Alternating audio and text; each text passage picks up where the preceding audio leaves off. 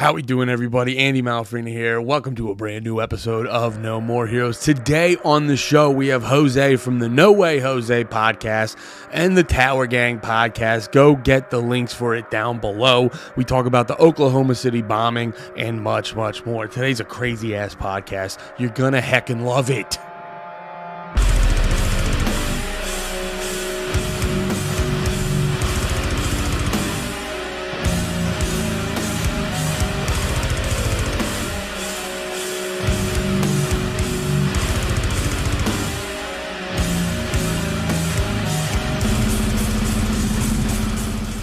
All right, welcome to a brand new episode of No More Heroes. I'm your host, Andy Malafarina. Today, we have another very special guest from the No Way Jose podcast, Jose Garrison. I mumbled the shit out of that because I forgot how to say it. How you doing, Jose? Doing good. Glad to come on with you. I've seen you around on Twitter. Seen some of your stand-up bits. They're pretty funny. I'm glad to be here. Oh, hell yeah, dude. Yeah. Hell yeah, man. I'm glad to be here. Oh yeah. I wanted to start off by asking you, how does it feel to have the best Timcast appearance out of the Tower Gang guys? Feels great. Although Clint is on right now. I've caught some of it. He's on with Josie of the redheaded libertarian. Oh, is he on right now? He's on right now. I caught some of it. It seems to be pretty good. It's more of a laid back. I mean, I don't know. I don't know. Like, so far as the topics, I mean, I kind of was fast forwarding through a lot, but I don't know. I still think me and Reed had a better one so far, but I don't know. I'm only got like halfway through it, so they still got time. But it was still good. It's still a good episode, so suggest going to see it. But well, no, I was laughing because I was checking out the latest Tower Gang you guys had, and you guys were joking about that, and it was funny where Tim's like, "Yo, we're gonna talk about Steven Crowder for the whole time," and then like, didn't it come out that Steven Crowder was kind of being like a sneaky dickhead or whatever? Something like that. I didn't even follow it that much. The funny thing is, like, we actually, because I mean, it's a current event show, so we all kind of were like talking amongst ourselves like the day before each of our appearances and kind of like, hey, what's the hot news? And we saw that happening, and I think it was Fat Dave that led him, like, sent the link, was like, hey, they're probably going to talk about this because like this is new. Because I mean, I don't know about you, but I don't normally really care about like current events type stuff, the type of stuff Timcast normally covers, so. Like I'm even less so. Like I like to talk about like theory a lot, and then I also like to talk about like conspiracies. But usually, even then, typically stuff that's like a little bit in the past. Like, like I'm big on the OKC. I'm kind of also big on like the Michigan kidnapping stuff too. Not the kidnapping, but the kidnapping conspiracy plot of Gretchen Whitmer or whatever. I've covered a decent amount of that. And like, I just had Radix on. You just had Radix on. Yep, I just had Radix on too. She's great. Yeah, she's awesome. Yeah. But so I mean, it's not necessarily my thing. So like, whenever we were like both of these groups getting ready to go on, it's kind of like, what is the current event thing? Like, what are the topics all the normies are talking about right now? Because it's like in our heads we're like, well, what it takes we're gonna have, and then also then kind of like, can we somehow like make that take kind of divert into something we're about? Like, and that was one that came up, and I like to think that we all had some interesting angles on it. I've forgotten pretty much damn near all of that stuff because I don't really care about Crowder and Daily Wire fighting, but we had an interesting angle, and then they didn't go that angle. So not Clinton Top, because in that episode, Tim definitely kind of took the reins there and went to town. But I don't know, whatever. A lot of people like to complain. I don't know. I don't really complain. It was great that we got to go on. I mean, don't get me wrong. Like, a lot of people gave me crap when I got on that like we didn't spend the whole time talking about Oklahoma City or something, or talking about our stuff. But he doesn't run an interview show. That's not what he does. He has a current events show. He brings you on. You talk about current events, and if you can somehow get your stuff in there, that's cool. But in the day, I got in more than I expected to, so I was happy, and got a little boost, so it's great. Whatever, Yeah, it is what it is. People act like especially Timcast has like, there's like 6 or 7 of you guys, and people act like it's super easy to just hijack like the topic of the podcast, and like you'd hop in there and be like, all right, do you guys want to talk about this conspiracy theory from the 90s real quick? Exactly. Like, no, I thought that's I was listening to your guys' Timcast, and that was half the reason I wanted to hit you up and talk to you, because like I like doing more stuff like this. I like I like talking about this stuff because I find it all very interesting, but I don't know if I'd be good in those settings. Like whenever I see the cable news stuff, I'm like, that seems nerve wracking because it's so fucking rapid fire. And then Tim Cash, you got so many people. So like, were you going into that nervous? Like what's it like actually getting on there? Is it kind of like a mind fuck because you know how many people are watching and you got to do a lot of prep and shit? I didn't really. It wasn't a mind fuck for me. It's funny because I don't know if you follow the Tower Gang a lot. We definitely talked about this a little bit. A lot of people were giving me crap. They were like, he is going to be such anxious energy because like I've always my whole life I've been the kind of guy who like in school I was the guy who never studied, almost hardly ever did homework. Like kind of sort of paid attention in class, but then like day of test ace like every time. Like that was the kind of guy I was lazy, but I was smart. But I always knew that like I had in my head that like if I really wanted to perform on something, all I had to do was prep, and I prepped. But I'm also really good at turning it off. I'm really good at not giving a fuck the day of. Like that's just how I am because and it's weird. I've always said when it comes to like say tasks or just performing in general, it is like a balancing of giving a fuck. Like you gotta give a fuck enough. I mean, it depends on the person because for me, like I said, I'm obviously I don't know if I'm not trying to blow myself, but like I guess I'm kind of smart. I don't know, or something. But I'm like, it's a balancing act of giving a fuck to prepare, or at least know the stuff, and then the day of, you got to not give a fuck enough to perform, because if you kind of just got to go to almost like a muscle memory in a sense at that point. And for me, I prepped like. I mean, I guess I would say like crazy because I'm a busy guy, but like pretty much any moment that I wasn't working or spending with my family, and even then when I work, I usually like have like headphones in and stuff. I was like listening, and most of my prep was my OKC stuff. I was re-listening my entire series, which was like 10 hours. I was like taking notes. I called Richard Booth, who's the guy I had on from my OKC series. We sat down. I had bullet points that I'd already made up, and then I kind of had him to kind of like bump back and forth, like, hey, how can I make these notes better? What are like key points that like on the off chance I get to actually drop this, like what can I do? And then it sounds insane, like all this prep, but then like the day of, like or no, actually what I did is like I think a couple days out, I knew like I needed to calm my nerves a little bit before. Then I just chilled. I stopped. I think I stopped even listening to like libertarian podcasts or anything. I was just bumping music at work, smoking weed, just chilling. Like because to kind of get in that chill vibe. And then day of, it was like for me, I felt like I found a perfect mix where I prepped like crazy, and then a few days out just chilled, and then I just kind of just do what I do. And I don't know, I mean, don't get me wrong, there was a little bit of like, whoa, this is pretty dope. Like I was across the room from the lead singer of All That Remains, which like for any like guys who are into that kind of music, like it's pretty dope. Like for me, and I am like, because that's my dude. Like he was probably like, so far as like albums that have like meant the most to me, especially nostalgia wise, like Fall of Ideals is like top 3. Like so I was like, yo, that's pretty dope. And so I don't know, it was a fun time. But yeah, definitely everyone does differently. Reed didn't prep at all. Like I actually kind of almost forced him to prep a little bit before the Timcast. You show up at a hotel type thing that they drop you off at to set your stuff up, and they pick you back up later. So it's literally like a tiny little. It's kind of funny because you would like never expect this to be like where Tim Cass keeps all his guests, or, because it's like literally like a hole in the wall motel. I'm not saying it's a bad place, but it just seems like a country motel, just off the beaten path type thing. And it's like harder connected for to a Antifa diner. to find and raid. Yeah, exactly.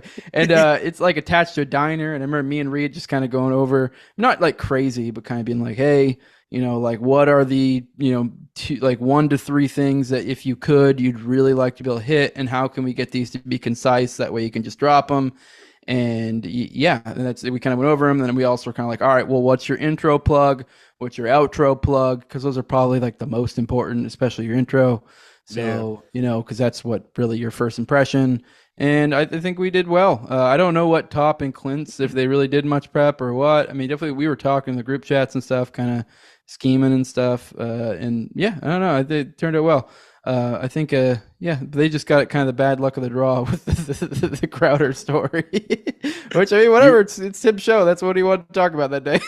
Yeah, fuck it, shit happens. Clint's back on today. Hopefully Top gets back on again. Yo, you said a thing earlier that I wanted to hit on because I was thinking about this. You were talking about prepping for Timcast. Like I know your big thing's OKC, and I want to get to it at some point in the podcast. And so I was listening to your series. I got through as much of it as I could. And I say that because, like I said, last week I interviewed Radix. I was listening to a shit ton about that. I was listening to your episode with her, and you kept throwing out that book. What's it called? Terror Factory? Terror Factory, Trevor Aronson. It's a good book. Yeah. Yeah, I got through a lot of that, and that was a lot of info. And then jumping off from the FBI stuff to now just and I knew a bunch about OKC, so I was like revisiting, and it's that thing where like it's I'm into this stuff, but it's a lot.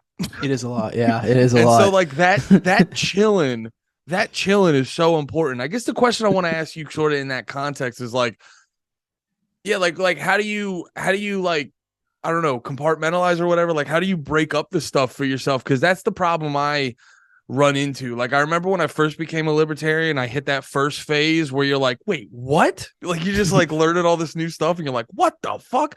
And I feel like, because I just recently, like, I think like a month ago, I sat down and I go, fuck, I think I'm an ANCAP. Shit. And now, like, I'm going through a whole nother phase with things. So, like, what do you do to kind of like, I don't know, like trek through all this nonsense? I don't know. It's just kind of what I generally just kind of find stuff I'm interested in and just then go explore them. And having a podcast is actually kind of a good outlet for this because it allows me to. Because, for example, with the OKC thing, how it worked out for me is I'd kind of like sort of like growing up, I'd known about OKC. I didn't really know there was any other like crazy elements to it. And I think like kind of as I became a libertarian, I kind of heard little murmurs here and there that maybe there was more. And then at one point I saw Jinx, who was a Twitter, used to be an account. He still is on there, but he's a different one. I think it's @3Mason or something now. Yeah, something like that. Yeah, I asked him, by the way, if that was cool if I plugged it, a while back, because I know he's kind of a schizo, so I was always worried that he'd be upset, because trying to ban evade, and he's like, I don't care. So whatever. But Jinx, he used to be @Crack Connoisseur. I think he was something ridiculous, like almost 100K followers. He's great, but he dropped this edit, which was a Terrence Yeeki edit, and that just like that fucked with me. Like if I don't know if you've seen the edit, I remember catching it a while ago, and I think I had because the Terrence Yeeki thing has kind of been like your thing because it's like every conspiracy has that.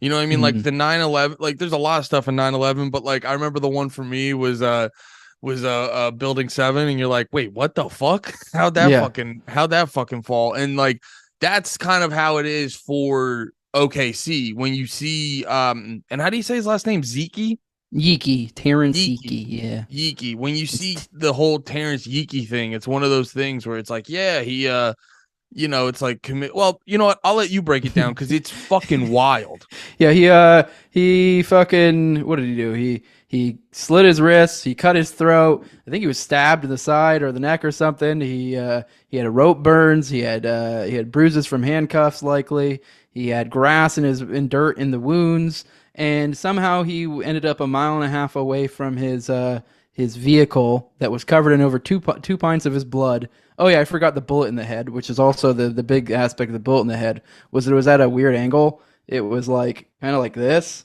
which like I know I guess theoretically you could like shoot yourself like that, but this is like a very weird way to do it.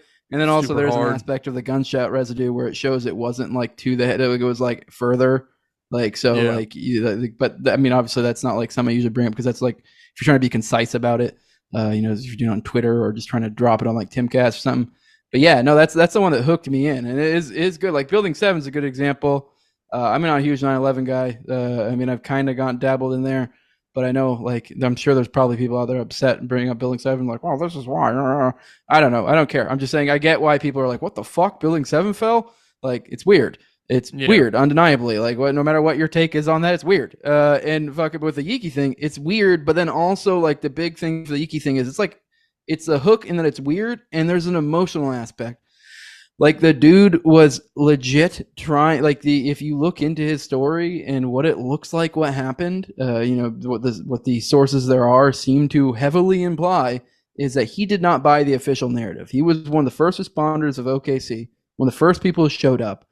He saved at least 4 people. He got injured in the process. He was a cop, right? Yeah, he was a cop, which kind of makes, I know for a lot of NCAPs, like, oh, fucking all cops are bad. And I'm like, yeah, okay, I get that, but like also like this one was trying not to be. Yeah, exactly. So like, which kind of, if anything, tugs at my heart a little bit more because it's like, dude, tried not to. And my audio just get weird all of a sudden. It did for me. But anyways, over here. All right, man, fucking, I'm all my shit in my ears, wigging me out. But yeah, no, he fucking, yeah, he was trying to do the right thing. It looks like he didn't buy the official narrative. There's a whole lot more to it. I highly suggest people go check out my series. But if you want to know about Yiki, specifically check out episode 7. If you just want to know about Yiki, episode 7 of the OKC series. I have a whole playlist on my channel if you want to check it out. But yeah, it looked like he was trying to do the right thing. It looked like he may have been collecting evidence of some sort. And yeah, then magically he got, I don't even think I mentioned earlier that death, he was ruled a suicide. I left that out. That's kind of the key point. It like was almost immediately ruled a suicide. And yeah, he was clearly trying to do the right thing. He was kind of I don't know how long you've been on the force, something like 5 to 10 years ish, kind of that middle range. Wasn't quite like, middle or upper management, still kind of a beat cop is what it seemed like. So, it tugs on people's heartstrings. He had kids. He had a ex-wife that it looked like they, were at least friendly, if not even maybe like mending things. Maybe there may have been more. Like one of the big key things is he was actually trying to get her to marry him again near the end, but like in a way of like, hey, for life insurance purposes. And that was one of the things that made her be like, what the hell? Like, what is going on here? And it's like, you need to marry me. Because of the idea. Like he was concerned about that something would happen to him, is what it seemed. The big thing that makes it hard is he didn't really ever explicitly say anything. He heavily implied things to people and the thing, I seem to think, and is that because of the fact, especially with his ex-wife, with her having his kids, it's like he didn't want to endanger them. If they know too much, they could be in danger. But yeah, there was definitely a lot of weird stuff that was happening there. That seems to heavily apply. He did tell his ex-wife Tanya Yiki. She's actually done a full-on interview, which I don't remember where it was at. I'm sure if anyone asks, I can find it for them, or Richard Booth or somebody can. I've definitely got it if I dig for it somewhere. But she did a whole full-on interview on the radio back shortly after it happened, and yeah, she said that he straight up told her, like, Tanya, it's not what they're saying it is. Like, that was one of the first things he said to her when he got out of the hospital after the incident, because he did get injured in the process. And he was very much hastily trying to get out of there. He did not want to be in the hospital. It seemed to be that, he had people hassling him there already from the moment he was there. I don't know if it was superiors, what. It's a very weird story. And it's like, this was a guy who was just trying to do good things, or was trying to do the right thing. Some messed up stuff was going on, and he got suicided. So, yeah. So was he kind of, how did they catch on that he was starting to like figure it out? Was he like very public in press conferences, or was he kind of talking to his commanders and then word got to, some shadowy figures and then boom, get suicided? Well, I mean, obviously we only have a few sources that really, I think you have his ex-wife. I think there might be some stuff with his mother. Obviously some other people. There was also a letter he sent to a friend. I forget who they were, but I guess it was another person that was kind of interested in stuff. And I know at one point in the letter to the friend, he said something along the lines of that he talked to the chaplain, which I don't know if you've ever been like if you're prior military or anything like that, or like the concept behind a chaplain. And I don't know, maybe it's different for cops. I'd assume it's probably similar. For military, you have chaplains, and they're basically kind of religious figures. Usually how it works on military bases, they try to have one of each kind that they possibly can within reason on base. And essentially they're someone you can go to if you're having troubles. Obviously you can go in for spiritual things, emotional, whatever. They're supposed to be someone you can talk to, and you can, and they're the whole point of them is they're not supposed to go and like tell your commanding officers or anybody anything. And supposedly that chaplain, told everything. supposedly. So Wow. you'd have to read the letter. If you check out my episode in the video description, there's an article that's in there that kind of, I think it plays out. It has the letter in there, I believe, and also a bunch of other stuff. It's the article does better job than my podcast did on it. But obviously, some people prefer podcasts over reading articles, so it is what it is. Yeah. It's a little bit of a long article, not too long though. So, but it's probably the best source you'll find for specifically Yiki, that article that's in the video description. So, Okay, so what kind of stuff was he?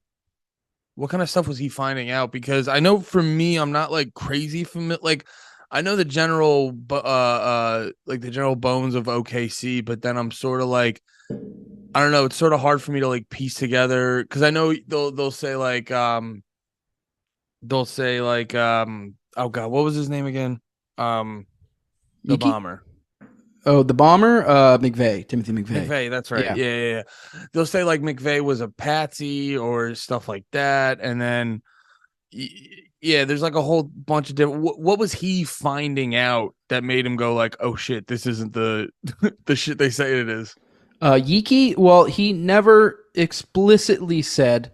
I believe, if I recall, have been people who have looked into it that, God, I'm kind of talking my ass a little bit here. I believe there were people saying that he may have somehow gotten a hold of the surveillance tapes, which that's a big key point of OKC, is that there were all the surveillance tapes magically disappeared. Oopsies, gone. And, Yeah. so I want to say there was something like 23 surveillance. There was, and this is like stuff that's come out in court documents that they've proven they did exist. I want to say it was like something like 23 or more or something like that. At least 23 that were, showed the Murrah building, which is a building that exploded. And I think at least two of them actually showed like the bombing itself and would have shown like the Ryder truck, because that's a big key aspect of it. Is there were for the two separate things, two key aspects: the explosion itself, because one big point of this is like, was it literally just the Ryder truck that exploded? Was it like ammonium nitrate, like basically a fertilizer bomb? Was that really what destroyed this whole building? Because I know for me, I mean, I don't really assert anything on that front because I'm not an explosive expert, it's kind of hard to suss out what's right, what's there. There's good arguments on both sides. But so I don't normally lead with the explosive stuff, but it does seem a little suspicious to me if you like look into how the building was, how far away the truck was, the aspect that a fertilizer thing would be like just take that building out like that. It's a little much. There's also been some reports that there were eyewitnesses that saw I think there were two eyewitnesses that said they saw people like a week or so prior look like they were putting putty type material up on like on different beams and stuff, which would imply like planting explosives. Kind of the idea that they set off a truck bomb and then it made it look like, and then also simultaneously did that. That way, it's like to kind of make sure they actually got it. But then the other aspect would be, aside from the explosives, for why or what he could have seen from that is the John Doe 2, because there were multiple eyewitnesses who saw John Doe 2. Oh, God, I wish I could remember the numbers off the top of my head.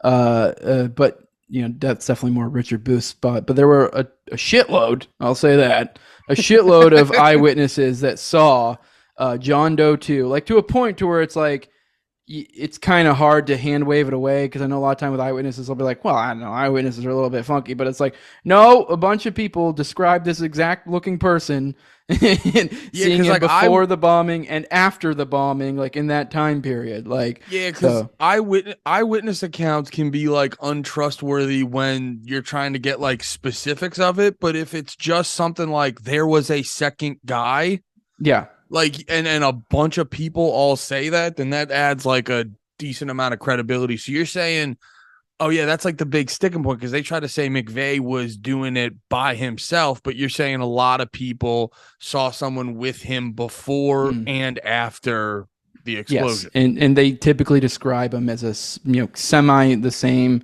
kind of like a guy with my kind of build, maybe a couple inches taller, a little bit darker complexion, kind of that like Could have been Hispanic, could have been a light-skinned black dude, like a really light-skinned black dude, could have been a dark-skinned white dude, could have been a Italian dude, like kind of that racially ambiguous type look, muscular, so and there are other people that are kind of, if once you start going down this rabbit hole, other people that are like clearly associates of McVeigh's that are definitely likely probably had, or not even likely, they almost, a lot of them certainly did, had some part in this plot, and the other stuff outside of it, and not really any of them really fit the bill of that guy. So that is like kind of like, that's why like he's kind of elusive thing. Like even there wasn't this like one guy they're like, ooh. So the John Doe 2 thing is kind of this mysterious, like, who is it? We don't know. It's always been the thing. It's also weird how they dropped it so quickly. Like they made a huge deal of it at first, and then I want to say it was something ridiculous when like a month or two they were like, yep, yeah, just kidding, there was no John Doe 2. Yeah, like they were talking about it on the news and everything. Yeah, it was. They made and then they were just like, he's not there. We were kidding. Nope, JK. Nope. LOL. Yeah. Yeah, because that changes the whole thing. If there was a guy helping him or not. Oh yeah. Also, I would just want to add, even if Yiki didn't have like actual physical evidence, maybe if he was trying to collect some, because that's a big part of his. A lot of people think is like he always carried documents. He always this. There are things that seem to imply he may have been collecting evidence. But even if he wasn't, he was one of the first people to show up.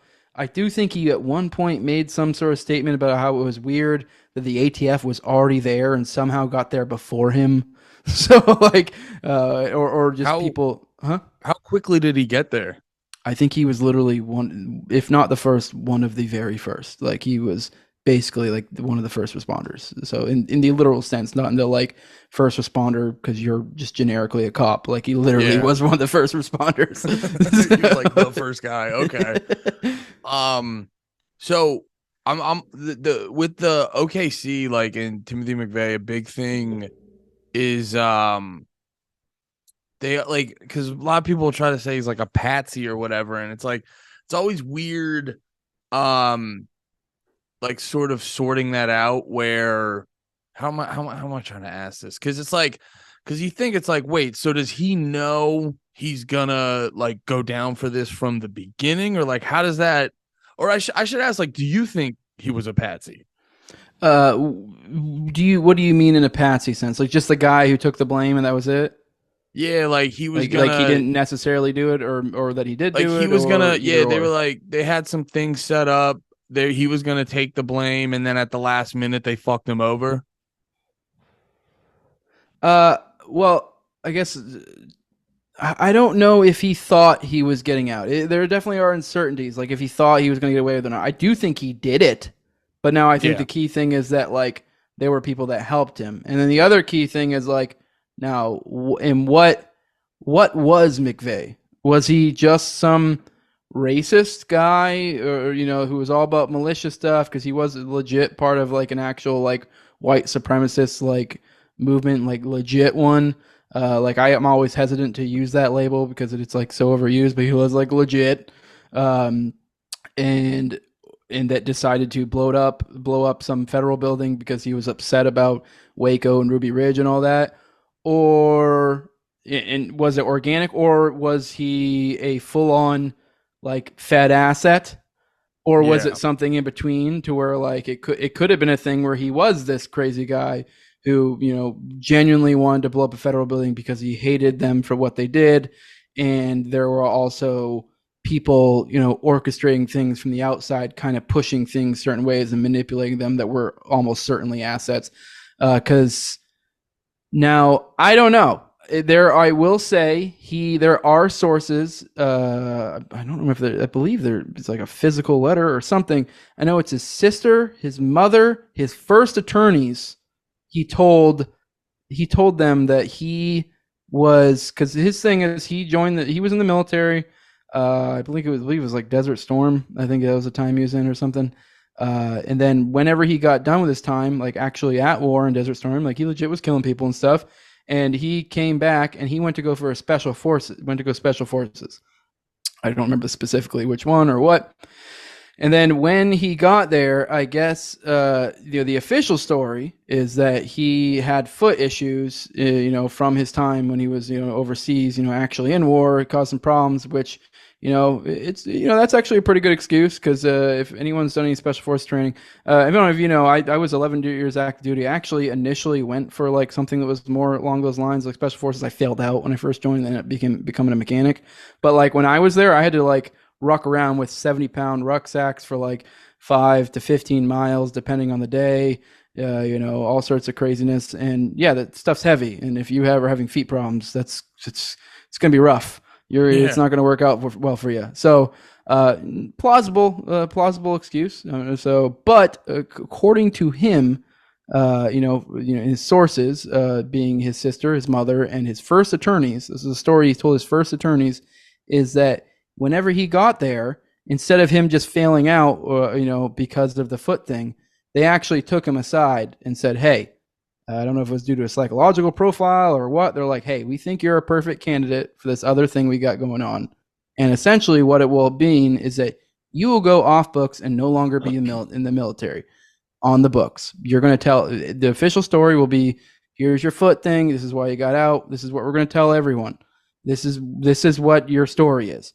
But really what we're going to have you do is we're going to have you, I guess, kind of generically do what we want. There was kind of vague things like, I guess they implied that he would, be in some aspect doing stuff along the lines of assisting with, like moving drugs for the feds, assistance for that kind of, how like if you've gone down these type of rabbit holes, that it's not even really a conspiracy theory at this point. It's fact that the feds have used drugs, especially, if you can look in Afghanistan and the opium stuff, they've used drugs to new season of that show Snowfall just came out. Like it's a TV show on FX. What am I saying? Yeah, FedEx. It's 100% thing the feds do is they use that drug money as off books money. But they were also like, you're just going to be like generically kind of our operative. And I don't know the specifics because it's just kind of like this is just stuff he told his mom and stuff in letters and his attorneys. I don't remember the exact specifics of what exactly he said he was going to do. But essentially an off the books type operative. So him like being that asset where they're like, yo, we don't want you to do this, but yo, let's have you do this. And that's confirmed in the context of conversations he's had and letters So he could just be a crazy person making up bullshit. Like, these are the sources. 100%. I don't know. It is weird that, because the big thing is, like I said, his first attorneys, like after the bombing when he got, and I want to say he kind of said stuff like this to the cops or whatever. Maybe it was his attorneys, but essentially this was his initial story whenever he first got picked up by the police and stuff, or was dealing with his lawyers, whatever. Initially, that was his story. And then shortly after, all of a sudden, in any sort of like when he was dealing with any sort of official capacity people, like, lawyers, press, whatever, it was all of a sudden the official narrative. But he was still, even then, I think, saying to other people, more in a casual sense, like not when it's on the books type thing. Yeah, no, that's kind of what's going on. Like, this is what's really going on. It is like, what the fuck is going on here? Like, what happened? Like, why? So it is weird. I don't know. He could just be a crazy person. I don't know. The weird thing is he did basically he essentially, when he got taken in, he basically told them what they were about, essentially described what is now called PATCON. And also he kind of described that drug thing I told you. And you got to think in the context of like, what was it, 95, 96? Like, they're going to be like it is a weird thing to think about of like, if someone said that now, you'd be like, oh, they're just latching on to these like conspiracy facts, things that actually happen, and they're just saying shit. But for some crazy person to say this stuff at that time is like weird, because that wasn't a thing in the mainstream. It was just weird, crazy shit that just so happened to, like, over decades later, people were like, now the common person's like, yeah, that's the thing that happens. Yeah. Yeah. Okay. Yeah. You have things like, I know PATCON, most people don't know about, but a lot of people know about like COINTELPRO, or just the fact that the feds infiltrate all sorts of movements, which essentially PATCON is something that's been confirmed at this point, where they were infiltrating right-wing movements, particularly stuff like militias or white supremacist type stuff, like things of that ilk. And that was what's heavily implied, likely, possibly what McVeigh may have been doing. Yeah, and no, that's a good point. That's a good point. I remember you bringing that up during your series where you were saying, yeah, it's like a lot of people know about this stuff now, but he was saying this before no one knew about drug running, no one knew about, the FBI like getting into shit like that. So it's like either it's either he's super creative or he was letting them know what they had him do. Yeah, I don't know. I mean, I'll be honest. I lean towards that, but I'll be upfront in like an academic sense of like, okay, it's not rock solid. Like, I mean, there's no like supporting documents or anything. It's literally just things he told people. That's it. So all we have is what the word of McVeigh to people that were kind of close to him, and that's it. Yeah. So I don't know. Maybe he's a compulsive liar. I don't know.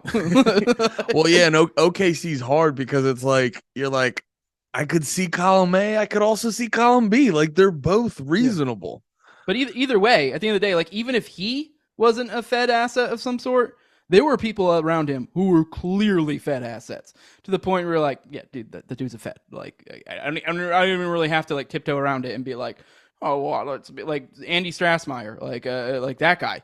Fucking Fed. Yeah. Who was he again? Give a little context on him again. Andy Strassmeyer. He was the son of a pretty big politician in Germany. He joined the military in Germany. He became he essentially got trained in like counter intel over there. He is also at some point was training with the Israelis, and for a small period of time, it was almost like seemed like it was some sort of cross training thing. Like he wasn't actually part of the IDF, but he was like kind of training with them, and he was literally on security patrols with them. He spoke fluent German, fluent English, fluent Hebrew. Spent a lot of time in Israel. He then ended up coming over to. He ended up at some point coming over to the United States. I'm just trying to make sure I'm not forgetting anything. And when he came over to the United States, he immediately was lived with a CIA guy. I forget. I forget his name. Wish I could remember off the top of my head. But stayed with one CIA guy for a while. Then after a while doing that, then he moved in with another guy who was the official CIA guy. Oh, I forgot the previous CIA guy. God, I wish I could remember his fucking name. I might have it in my notes somewhere. But anyways, that guy, the weird thing about him is he was part of the first CIA guy he lived with, who was part of Operation Phoenix in Vietnam, which a lot of people don't know about that. But apparently what Operation Phoenix was essentially Operation Northwoods in Vietnam, which anyone who's in Operation Northwoods is when they were trying to do essentially red flag type stuff to the American people, blame it on the Cubans, and kind of, that way they could call for a war with Cuba. It got slapped down by JFK, and then conveniently shortly died after. But I don't know, take that as you will. He also did a lot of other stuff that kind of shook up things, and then died shortly after. So it may not even have been that, or it could have been one of the things. But either way, take your pick, dude. Yeah, he did a lot of shit to piss off people. I'm glad you brought up Operation Northwood, because that is. Because I have a lot of friends who aren't into this shit, and sometimes you get some eye rolls, and I go Google Operation Northwood, and a lot of shit, you won't be convinced of everything, but if you look up Operation Northwood, a lot of other shit gets less crazy to you. Yeah. I'm just saying. Yeah, and then Operation Northwood, a lot of people don't realize with Operation Northwoods, for one, I guess there's the angle of like, okay, yeah, they didn't do it, but did they really not do it? I don't know. But anyways, this has also it's essentially been done other places. Like Operation Gladio is like essentially Operation Northwoods that happened over in Europe. I forget specifically where they did the same exact thing. I forget what the goal was, but they did it in Vietnam as well. I forget what the goal was, who they were trying to inflame tensions against. I forget who it was, but this CIA guy was part of that operation. And, he had made comments, too, about how he'd like to start up something like that, kind of, get the gang back together type thing, do it all over again. One more job. Do it in the United States. I mean, we don't know the specifics of what he was getting at, what his ends were, who he's trying to, anything. And which, and the things that they specialize in was assassinations, bombings, stuff like that. Whoop-de-doo, look where we're at now. And then anyways, that was the one interesting guy, but the first CIA guy he stayed with. I forget his name. I'm going to think of it later and be like, fuck. And then he then went to another CIA guy shortly after and lived with him. And this was in Texas. That guy was someone who had formed a militia, that CIA guy. And then I think then he kind of brought Strassmeyer into the fold to kind of be part of that militia. I believe it was that militia. That was the first time he met McVeigh. Was at that place. Is at that militia. I forget the name of it, but and also Strassmeyer got kicked out of that militia because fucking the people in that militia, I forget where they saw him going into, but they saw him going somewhere really weird. They essentially followed him because they were kind of had suspicions because this guy was like kind of immediately like, you know what we should do? We should blow up federal buildings and shit like that. You know, like just saying stuff like that, kind of like, who the fuck is this guy? And so they started following him, tailed him.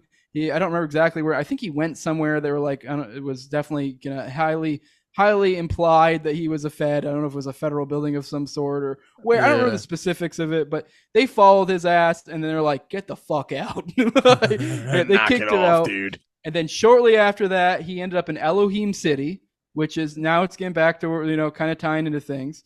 He ended up in Elohim City, which is kind of the hub of a lot of this OKC stuff. Because Elohim City was kind of like a compound where all of these white supremacists that kind of actually like were holding shop type deal. Like this is where they were hanging out at. This is where McVeigh was at a lot. He kind of like had a lot of associates of these people. A lot of other people seem to have a part in this, plot. And then, Strassmeyer ends up there. He ends up become like the security of their, or the director of their security. He immediately then, changes all their guns to like illegal weapons. Starts like preaching more about like, being more offensive. And there's also multiple other, sightings of him with McVeigh. He only ever confirmed one with him. But yeah, it's heavily, which episode? That was episode 2. Of my series, so one people want to go. You can't. I struggle to believe that someone could come away from that episode and be like, yeah, that dude's not a Fed. Like if you think that he's not a Fed after that, you're not really thinking too hard. Wait, you said got them to change all their guns to illegal guns, like automatic weapons. Shit. God damn. Not all of them, but like a lot of them. So he was changing up their armory. Be like, you know what we should get? Illegal guns. All these guns, they're super fucking legal. That's lame. You know what we should do, guys? Let's make it. Yeah, that's if you're ever with a group of people for political reasons and one of them tries to get you to do illegal shit, get them the heck out of there. I guess it depends what we're talking about. But yeah, like if it's like shit like that, you're like, oh fuck. Trying to smoke a doobie with you. Don't be like, get the fuck out of here, Fed. Oh yeah. I should. Yeah, you know what? Yeah, that's a good clarification. When it's when it's illegal shit that leans violent, then you need to start following them and asking them questions. Yeah. So yeah, Strassmeyer. That was a dude who hung out with him or did that shit a lot too. Yeah. There's also Roger Moore, who is the dude that. He was the guy who actually was a star witness, one of the star witnesses against Timothy McVeigh in court. Essentially what happened is Timothy McVeigh and Terry Nichols, who was kind of like his accomplice, basically Timothy McVeigh's bitch, essentially. Terry Nichols fucking stole, or basically came to Roger Moore, kind of stole, came to him, was like, hey, I'm going to steal from you. And this is something I guess a guy that like interacted with a bunch before. He had a bunch of guns, bunch of stuff like that. And it was, I don't recollect a lot about that one. I forget which episode it is, so people have to go back and check it. But essentially, it was definitely not a real robbing. It was definitely like an orchestrated robbery. That way, it was like plausible deniability. And they got a lot of stuff off him that would kind of like be able to procure funds for the bombing and stuff like that. But this guy also is someone with a very deep, rich history of glowing a lot. There's a like he was huh? Sorry, can you you guys kept saying that when I was listening to your podcast, you kept saying glowies, and I kind of knew what you were talking about. What's a glowy? The funny thing is, glowy is apparently, I found out, I guess probably maybe like 4 or 5 months ago, I found out that originally, I'm not going to say it on your show because I don't know how you feel about it, but you've heard Tower Gang. I don't care. Glow N-word was the original version of it, which essentially just meant a Fed. But the funny thing is I didn't even know that for the longest time. Not that I really care. If anything, it makes it funnier to me. But for some reason, that was like the term they used for Feds, like on Reddit forever ago. And then it kind of became more mainstream, and it got changed to glowy. And they dropped the N-word because they're like, that's a lot to say every time.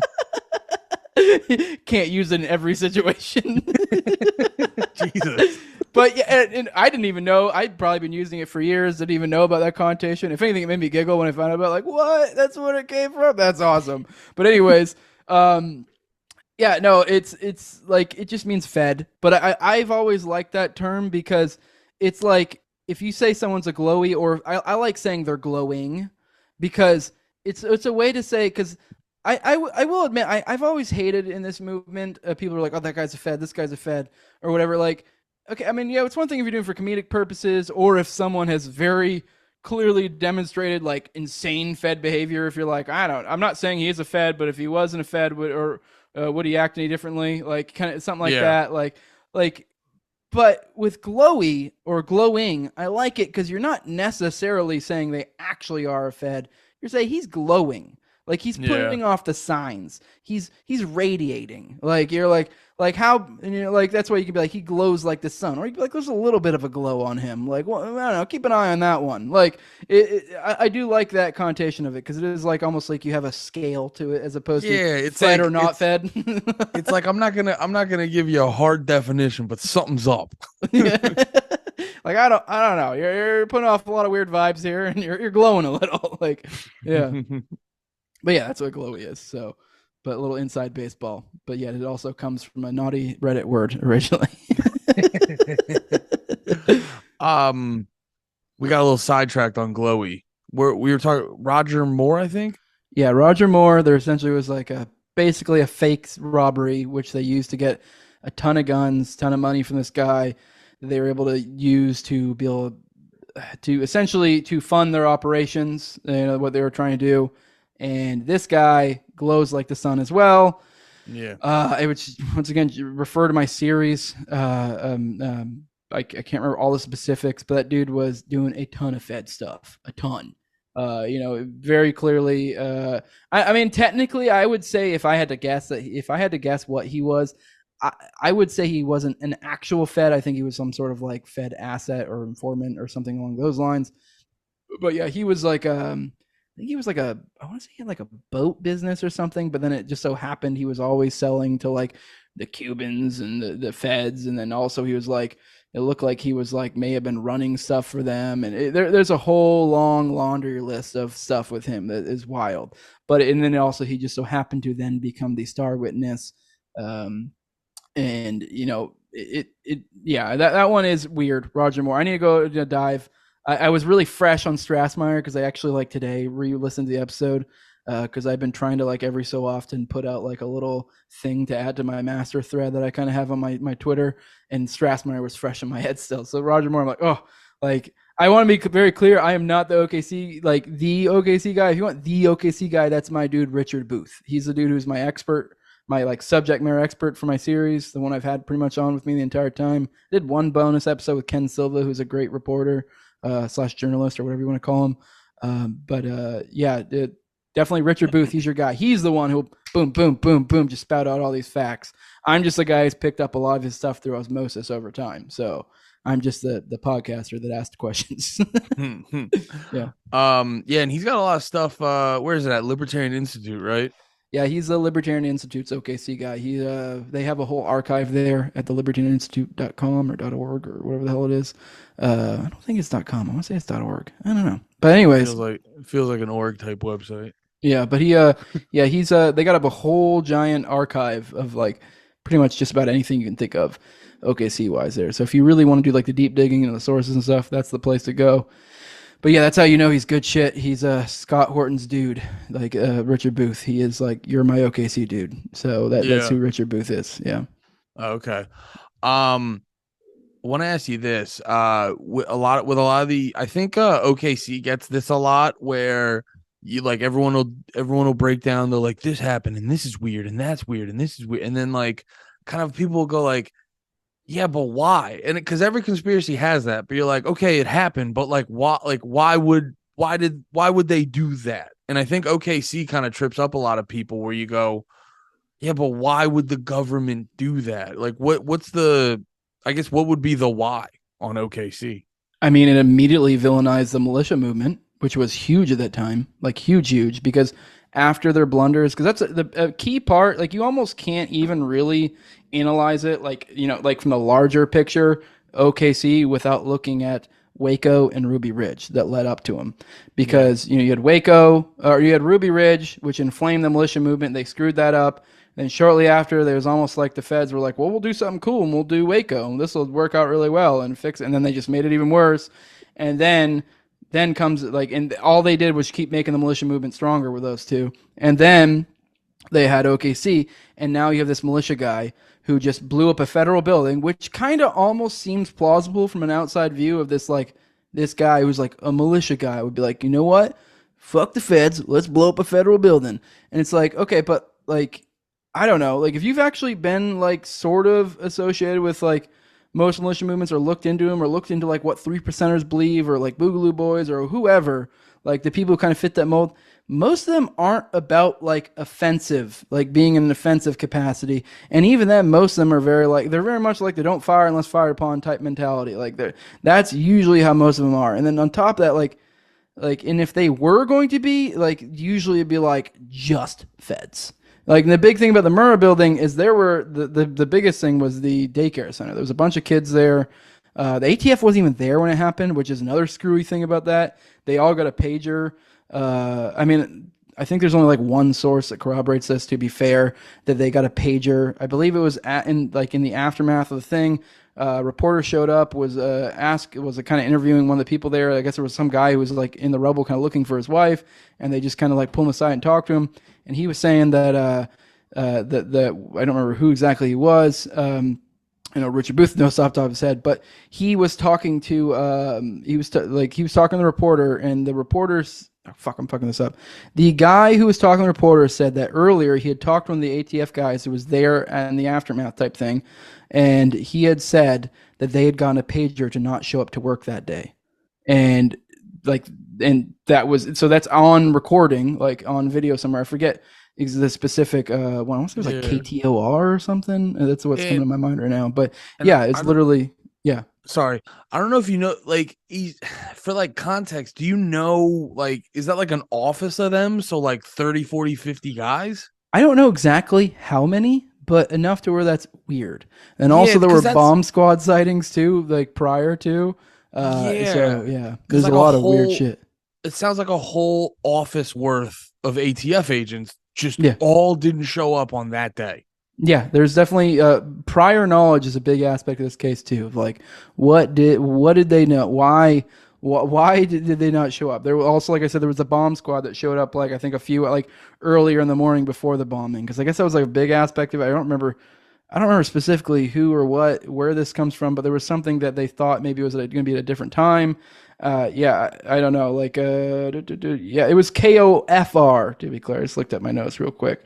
There was a bomb squad sighting at 6 a.m. before the bombing, but there's definitely a lot more that like implies prior knowledge as well. But like, I believe Richard Booth wrote a whole fucking paper on the prior knowledge aspect. There's definitely a lot of weird shit there. There's so many weird aspects of the story. Yeah. Okay. So generally to demonize the militia movement. That would be my vibe. There also was, I think they tried to pass some stuff in the aftermath as well. I don't remember what I'll go through and what. No, I think like a day later, Clinton tried to pass some like anti-gun thing. Yeah, I don't know if it got through. I don't remember, but but it's that one always stuck out to me because I was like, it was a bomb in a truck, right? Not a gun. Yeah, man. It's just a lot of stuff there. I want to wrap up in a sec, but I actually wanted to pivot on. I know you said you more enjoy the theory and the conspiracies, but I do want to ask you one sort of current thing because I saw you tweeting a bunch about this. I thought you had some good tweets, and how the national divorce conversation is getting its way to like conservatives and stuff like that. And oh God, what's like, I don't know what. Because I saw you were having some great tweets about. What's your like general thought on? Because there's a lot of people. I saw James Lindsay talking about it. Matt Walsh was having a little bit of a breakdown because they can't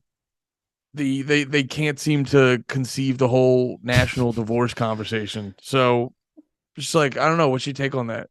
I think I'm all for it. I don't know.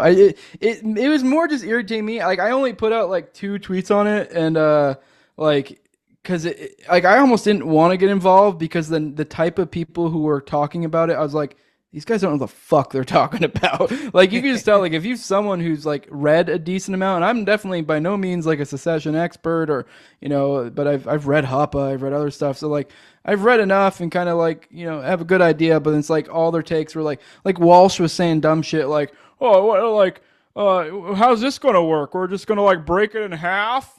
Like, or I don't remember exactly, but like takes like that, we're just like, I don't know, be a little more creative. Like, I don't know, there's more than one ways this can work. Like, it was just the most like surface level dumb takes. I guess not even like dumb, just like surface level, but it like had this air of like trying to be intellectual. You're like, you're just barely scratching the surface, and like you're trying to put this out as this like intellectual idea, and it's just irritating to me. But and then also the progressives screaming about, oh, this will mean violence, and you're like, oh, okay, like if I mean, yes, it's definitely a possibility if there was secession. Obviously, this happened last time there was a civil war, but it's like my thought in that is like, okay, like if you're saying that if you try to peacefully break off from some entity, and they're like, we're gonna fucking hurt you if you do that. If anything, that's more like, I don't know, maybe I don't want to be in this relationship if this is how it's going to be, like, yeah. And I think people a lot of times in that conversation, with the national divorce. And if anyone's listening and they're not familiar, it's basically the concept of like, yo, none of us can get along. I think we need to all take our ball and go to our respective corner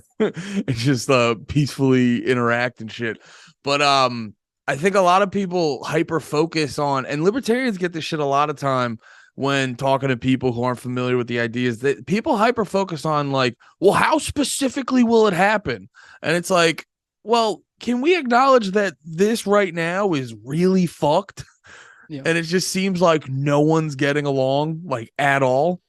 Yeah, it's funny too, because a lot of these, especially the conservative ones, like they have this concept of like federalism and the idea that like you're supposed to have, all the different states, and then you have this overarching federal thing that like generally it's kind of like the idea is supposed to be every one of these states is supposed to be like a experiment doing their own thing to some extent, but we kind of have this federal thing that's kind of provides basic guidelines of like, generally the way to look at it is like, oh, we have the Bill of Rights, and that's kind of what they're supposed to be concerned with. Like they basically interject if one of these people are trying to fuck with the Bill of Rights and cause some problem there. But aside from that, go to town. And it's like it's supposed to be this idea of this like unification of all these states that come together for this. And the idea that they're like, oh, but we can't break off. You're like, why couldn't they? Like you just said they're supposed to be kind of separate entities. If one decides that they don't want to be part of this anymore, like why not? Let them be their own thing. Like if California wanted to secede, I'm all for it. If anything, I wish they would secede. Like, oh yeah, that's my wet dream. Is like California secede, do all your goofy shit, and then we can see how well it works. Yeah, and the funny thing is, like, if you do get into the theory world aspect of it, like this is one point Hoppa brought up. Like, if say Cali did succeed, like yes, it could go down in a blazing ball of fire, but that actually might fix a lot of its problems. Because now they are no longer able to blame their problems as much on other people. It changes the incentives to where now they're like a smaller entity. The incentives have changed. They're more likely to want to do a little better, if that makes sense. I'm not doing it justice. I highly suggest people read Democracy, the God That Failed. He goes into, there's a whole, I think a chapter or so where he goes into secession and how it changes the incentives and how they operate, and it would make them more likely to be, essentially causes them to likely act better. Obviously doesn't ensure that they will, but it makes it more in their interest to do so. They're no longer able to suck off federal money. They're more of their own entity. They actually have to be productive. They like it essentially, and it also causes them to be more unified in a certain sense among their people, all sorts of things. Yeah. When you don't have the federal government to lean on, there's like a big incentive, like, oh, if we don't do this, we'll die. Yeah, like, exactly. Or they'll move to another state, or I guess at that point another country, Yeah, true. Very, very true. All right, man. I think that was great. I got all my OKC questions answered. Yeah, I guess to wrap it up, just throw out where you want people to go check your shit out. Yeah, I have the No Way Jose show. If you do like the theory/conspiracy type stuff, generally just kind of whatever the hell I want to cover, which tends to be that. I don't know. I like to say that in case I ever just want to cover something else. I don't know. That's why I named it No Way Jose and not like Liberty Talk or something. I don't know. Like, you know what I mean? Because then it's like now I'm caged into that. But yeah, go check out my No Way Jose show. That's on YouTube. All the audio podcatchers. It's on Odyssey as well. If you want to follow me on Twitter at Tower Gang Jose. If you want like more like if you like offensive comedy, go check out Tower Gang. Yeah, we're on YouTube, we're on Rumble, we're on Odyssey, also on all the audio packages. Weirdly enough, I think our best numbers come from Spotify, which is weird to me. Really? Yeah, but we also have video on Spotify, so I think. Oh yeah, no, which I don't get. I hate video on Spotify. I don't get why it does so well, but.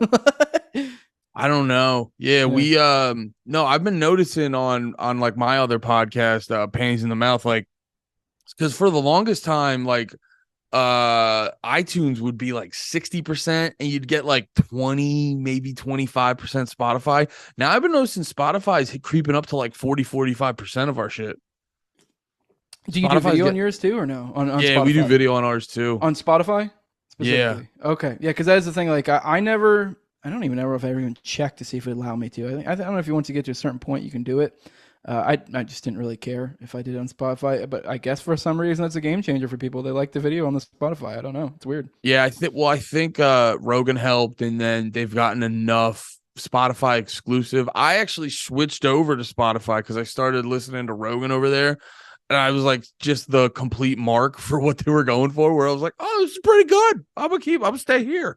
Yeah, Spotify is all I use for podcasts, pretty much. Like I use YouTube and YouTube and Spotify, like depending on what it is. If it's like a video thing, if it's an audio thing, it's pretty much all Spotify for me. But really for me, it's just because like that's what I used first, and I'm a tech idiot, so I'm just like, and I don't like to change, and I'm like, oh, this works for me. It's the same way it's the same reason I have all Apple stuff, where I'm just like, all my things are here. I don't want to go to somewhere else because all my things are here. Yeah, I already have this set up nice and cozy. I know how to use it. Yeah, exactly. But yeah, that's me.